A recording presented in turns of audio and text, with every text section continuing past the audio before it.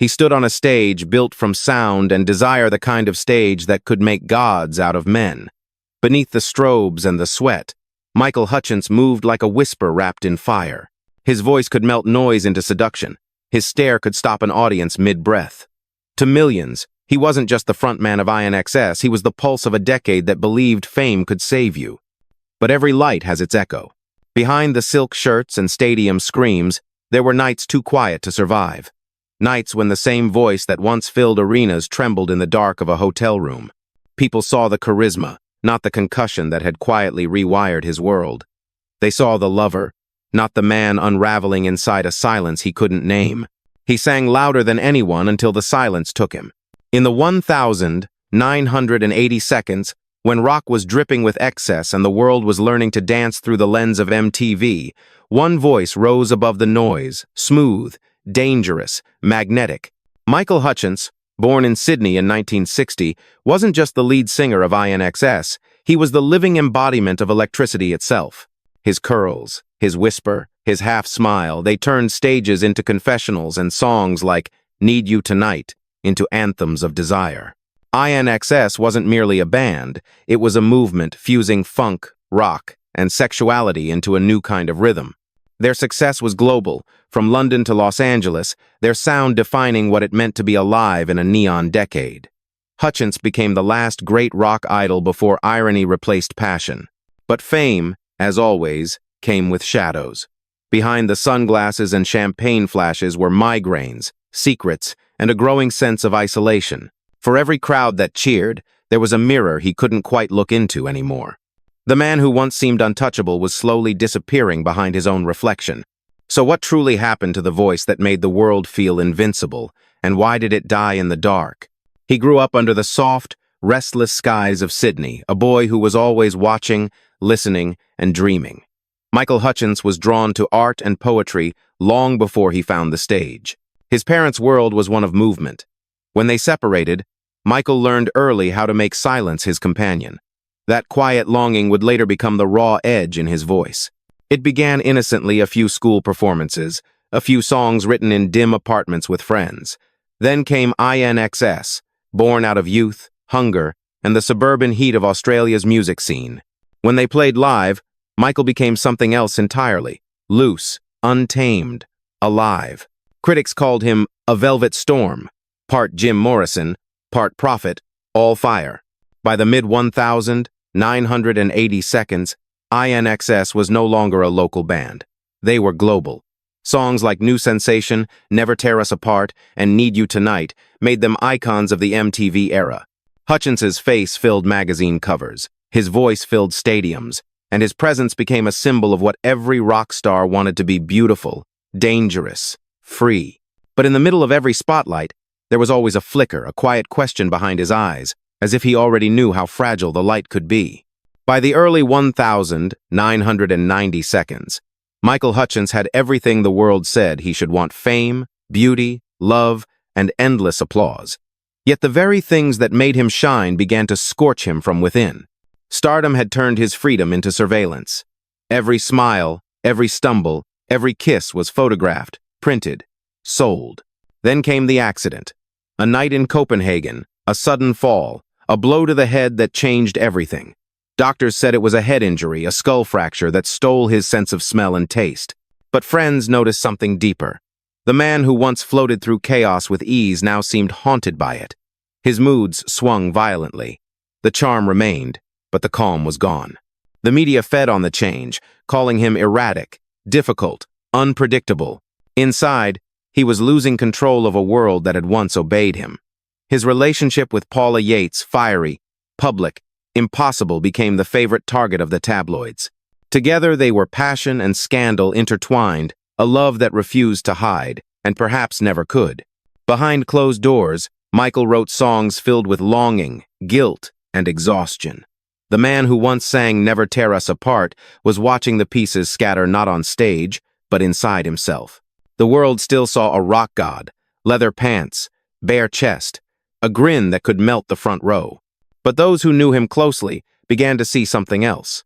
The fatigue that fame can't disguise, the hollow laughter between flashes of a camera. The 1,990 seconds were changing, and so was Michael. Grunge had replaced glamour, and the pop world no longer needed idols who bled sincerity. His relationship with Paula Yates became a tabloid circus. The press framed them as reckless lovers, ignoring the quiet tenderness that existed between the chaos. When Paula's marriage to Bob Geldof unraveled, Michael became the villain in someone else's script, the man who stole the family, the symbol of scandal.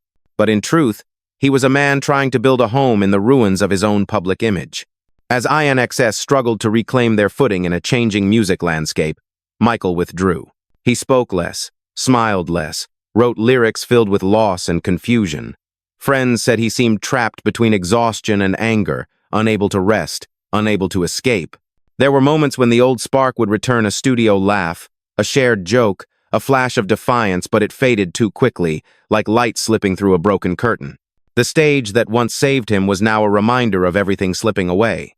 November 1997. Sydney was waking to a warm spring morning when the news broke. Michael Hutchence was gone. The world called it a tragedy. The press called it a scandal, and his friends simply called it impossible. The man who had once commanded stadiums was found alone in a room at the Ritz-Carlton, a place far quieter than any stage he'd ever known.